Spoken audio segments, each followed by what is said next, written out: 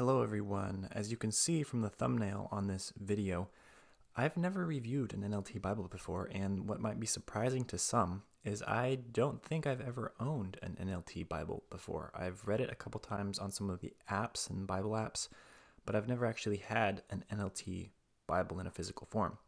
So this is a new review for me on a couple different levels. But I'm really excited to dig into this Bible. This is the Holy Bible New Living Translation from Tyndale, and it is the Thinline Reference Bible in the black genuine leather. The box is a two-piece, pretty heavy duty. This is the Filament enabled edition, so this is the newer run of the NLT from Tyndale. So it's one that a lot of people are really liking. And from that thumbnail on the video, you can see as well, I kind of make a point about this being a study Bible, even though it's only a thin line. And the back of this Bible kind of hints you into that, because the Bible itself really doesn't offer that much in terms of features other than the text. But the filament enables you to access all of this other material. So ultimately, and I'll get into it a tiny bit in this video, this is a study Bible, but really it's only a thin line Bible. And we'll look at that in a little bit.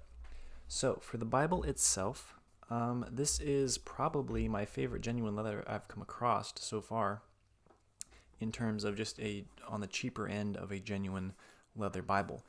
The exterior on this thin line is probably the most basic you could ever imagine.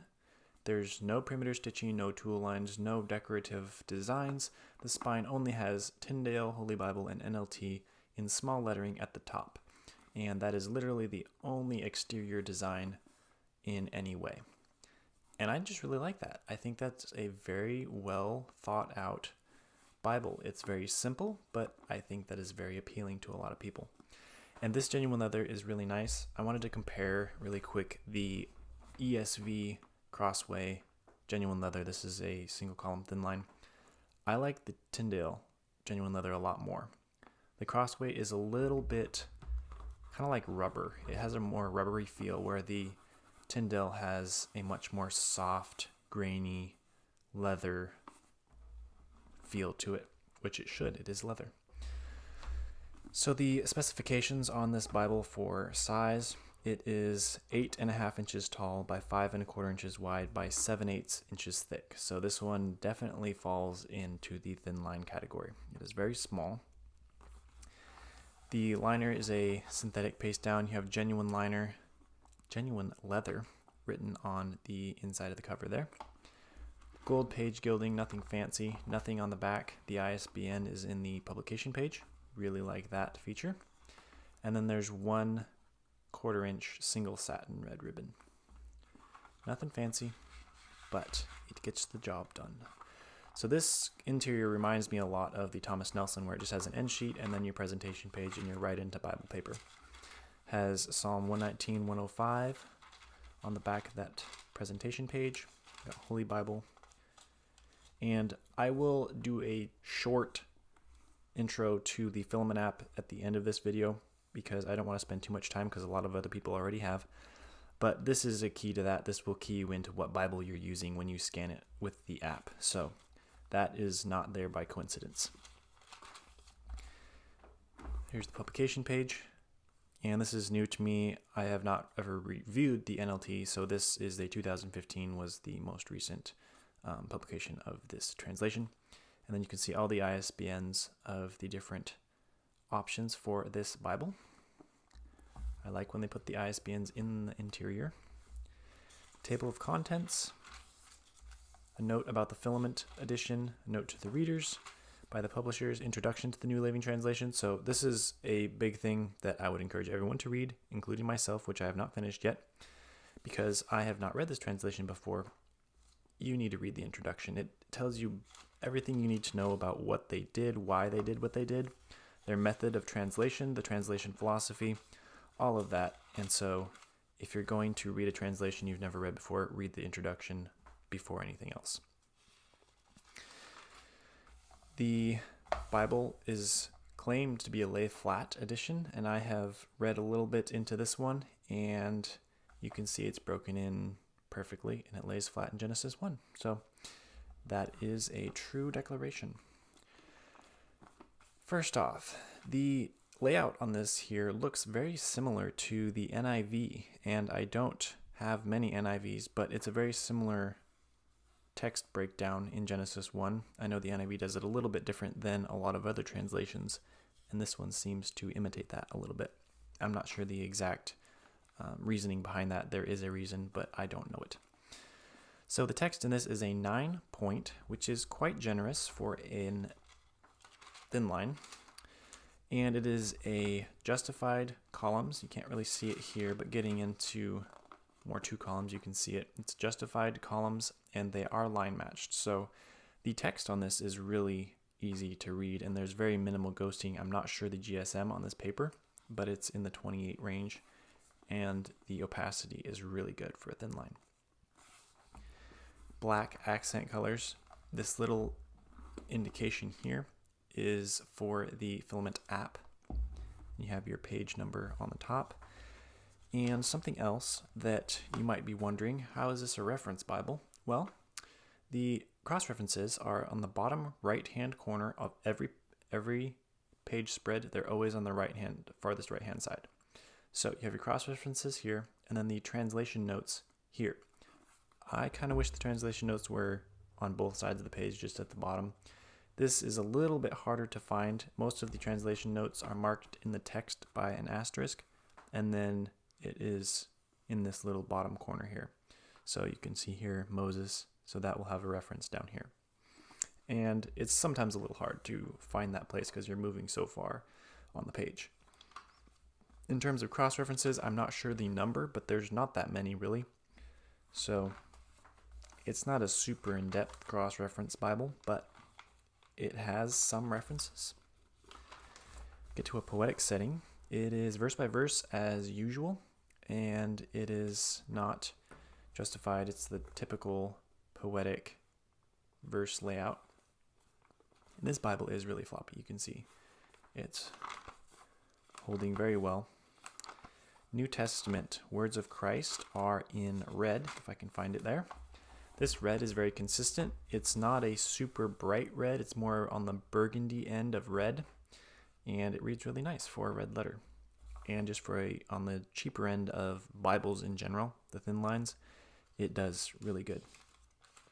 And the ghosting from the black letter on the back is really not noticeable. Other than that, it is a one color design. There's no red accents anywhere. Something I'd really like to see and don't in this edition, this is the translation, not just this edition, but the Old Testament quotations are not really indicated in any way other than sometimes in quotation marks. And that's something I've really come to enjoy in translations such as the New American Standard and the CSB, which the CSB boldens the Old Testament quotations and references. And I really like some indication of when an Old Testament passage is quoted. There may be other editions that do that better than this one, but this one is not that way. There's not really any good indications of when an Old Testament verse is quoted in the New Testament. That was just really the main criticism I saw so far in terms of the translation itself. The end of this Bible has a Tyndale verse finder, which this reminds me of the Gideon Bibles, where they'll have a helps section for different themes in scripture or that you're going through. And so this does have a similar verse finder section, different themes, different problems, and some annotated, or at least divided verse sections where you can find those themes and topics. I really like seeing those. They're very helpful in terms of a Bible that is easy to carry around and might be good for outreach. Something that's really cool at the back of this is a visual overview of the Bible, and this is on glossy cardstock paper, and it just has some really nice color designs and graphs and maps for different themes of the Bible. So you have the plagues of Egypt, the Exodus, the Jewish calendar, 12 tribes of Israel and their locations. You have kingdoms of Israel, the book of Psalms, and this is a really cool graph showing all of the different themes. This one I really enjoyed, and this is the prophets in the Old Testament. It shows when they all served. and taught. Then you have the exile, ministry of Jesus, and then another really cool one, which is kind of what I was talking about before, the Old Testament quotations in the New Testament books, specifically the Gospels in this case. And then you have some journeys of Paul and the Christian leaders. And then the Old Testament and the New Testament letters. So there's the letters. So that is probably one of the major actual extra helps in this Bible is that little package in the back. So now I'll give a brief overview of the Filament app. So here's the app. The logo on the app is the same as this little square with a triangle that you'll find on the Bible pages. So you click on the app, and right now we're in Mark 6. So I have already scanned that code at the front of the Bible. It is the Thinline Reference. So you go to Scan. So right now we're on Mark 6, but my page is 908 Luke 1. So in order to get there in the app, we go to Scan, and this little indication will show up. And so we go to the page, and we scan 908. Now it will pop up as 908. So then we hit Go. And this takes us to the Luke 1 and 2 section of the app, and it will be referenced to the pages that you are on, so 908 and 909. The options here then are so you have study, and you can go there, and this really gives you the most out of the information here. So you have study notes here, which is basically your commentary. You have a commentary for the whole chapter, really the whole Bible, but this is the section that you're in right now. You can also do a book overview, which gives you different facts about the Bible, and this will be in Luke specifically. So you have quick facts, introduction, setting, summary, Luke as literature, authorship, occasion, recipients, and meaning and message. So you have all of those you can click on and then read that section. You also have people, so whichever chapter you will be in, it will show all of the significant people that are mentioned, and that will change as you go through different pages and have different chapters coming up. Then there are themes, which go through different themes of the chapter or two, and you can click on those and it will give you the theme and an overview and then different passages for further study. So that really gives you a lot of places to explore just in the study section.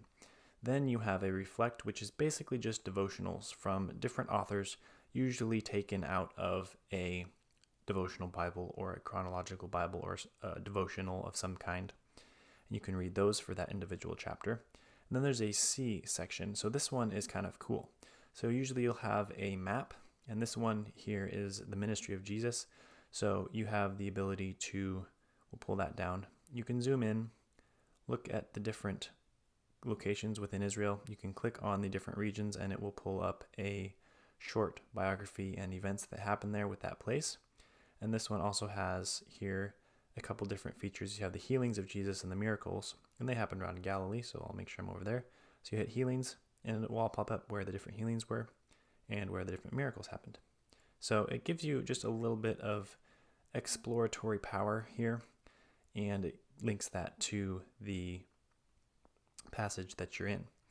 And the videos that are offered are usually Bible Project, and they will be applicable to that section that you're in. So that's really the basics of this app. I didn't go through this a whole lot, trying to exhaust all the features that I could, but I just wanted to show you those features. If you sign in, you can do reading plans and other things like that. I think Audio Bible, but I haven't done any of that because I just wanted to see what was offered. So that's a basic overview of the Filament app. So there you have it. It is the NLT Thinline Reference Bible in black, genuine leather. Overall, I am really impressed with this Bible, both with the New Living Translation. I've never been a huge proponent of it, but it's not because I hated it. It's just because I never used it. And so I don't think it's a bad translation. I think there's criticisms of all translations, but it's not one that I have much experience with. So this is going to be my kind of break into that translation exposure with this Bible. So overall, it is a very compact edition, very well made. I really like the genuine leather. The text size is very readable. I like the font of the NLT here. And the construction is quite nice for a cheaper, more budget Thinline Compact Bible. So if you're looking for a NLT, this is definitely a great place to start.